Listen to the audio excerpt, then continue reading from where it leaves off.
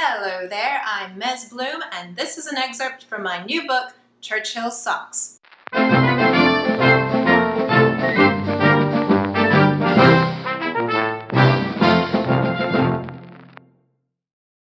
Chapter 2, War Comes to Ferny Hill.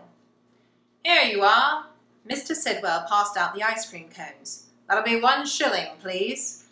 Ivy stopped short before handing Mr. Sidwell the coins in her hand.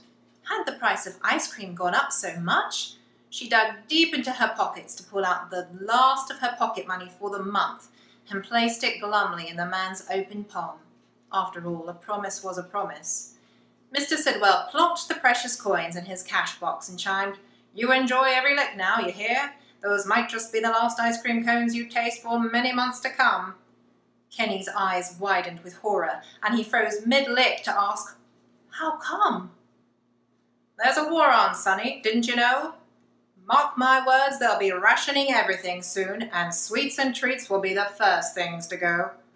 Kenny looked down at his toffee cone as though he held the Holy Grail and licked it slowly and solemnly all the way down the country lane that led home. Did you know that during World War II, Great Britain's food supplies ran so low the government had to enforce rationing? If you had been around then, you would have received your very own little book of rationing stamps like this, which would tell you where you could shop, what you could get, and when. For example, you might be allowed 2 ounces of butter every week. That's about the size of an egg. Not a lot for a week. And once you got your butter, your book would be stamped, and that was it. No more butter for you that week. And it was always the good stuff, bacon, ice cream, sweets, that was the fastest to go.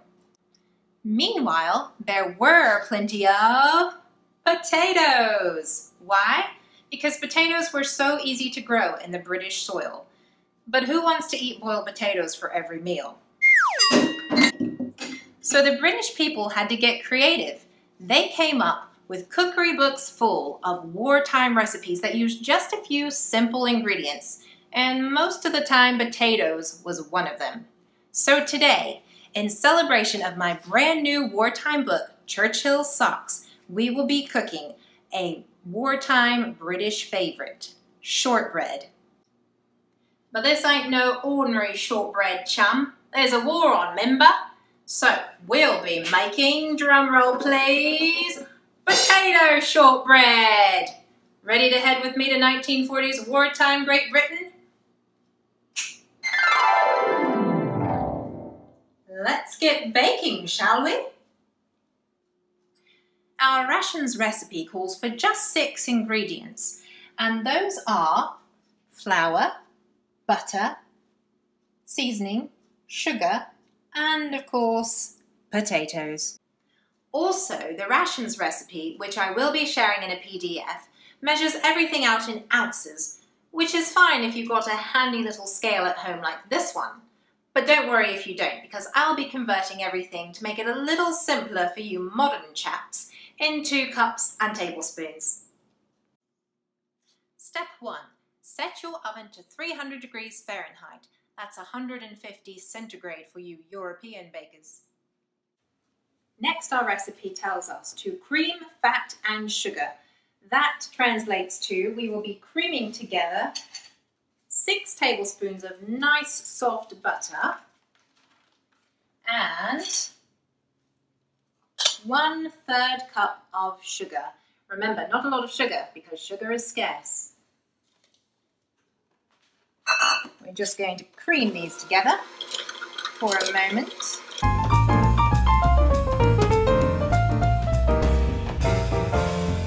Next, our recipe tells us to add our mashed potatoes, 1/2 cup. Now, I boiled 2 or 3 medium-sized potatoes to get a 1/2 cup of mash, but if you've got potato flakes in the larder, that will work just as well. Remember, if you haven't got all these ingredients at home, don't sweat it. We wartime folk know how to make do with what we've got at home.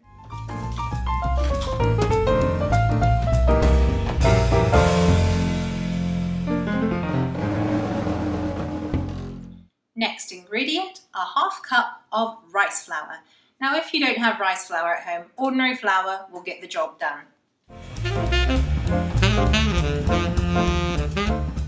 Next up, we add a bit of flavour. I like to give just a couple of grinds of some good old-fashioned sea salt and a 1/4 teaspoon of almond extract. Don't have almond extract at home? No worries. You could use vanilla, squeeze of lemon, or as it's wartime, just go plain Jane.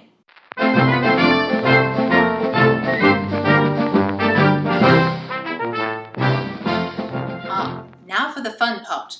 The recipe says, take out spoon and with hands, lightly press in the flour.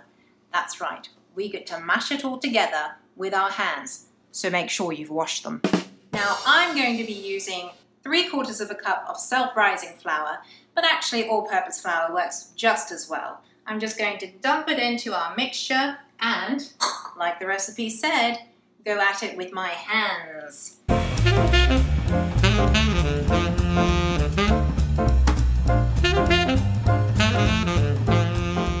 So once your dough is a really nice play-doughy texture, you're ready to shape it into biscuits. So I'll show you the traditional way of doing that, which is basically making long finger-like biscuits that are good for dipping into tea.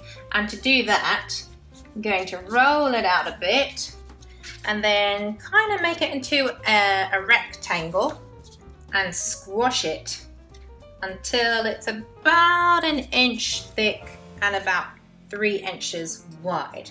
Now, like I said, this is the traditional way of shaping shortbread cookies, but you can get creative. I mean, as it's rather Play-Doh-like, you could make any shape you like. You could do circles or triangles, or if you really feel ambitious, you could even try making a shortbread Spitfire fighter plane, like the one Ivy's older brother flies in the book.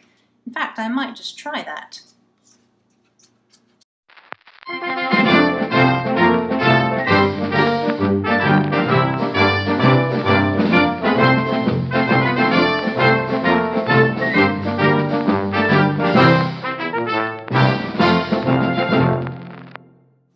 We are now ready to pop our shortbread biscuits into the preheated oven. There they go, and there they shall stay for 45 to 50 minutes. When they come out, the edges should be a really nice, crispy, golden hue.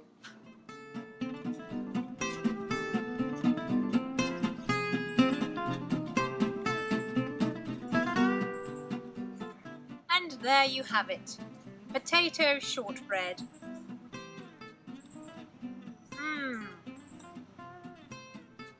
Rationing never tasted more delicious. And here's one I made earlier. You know, they say that if life throws you lemons, make lemonade. Well, I say, if the war throws you potatoes, make potato shortbread.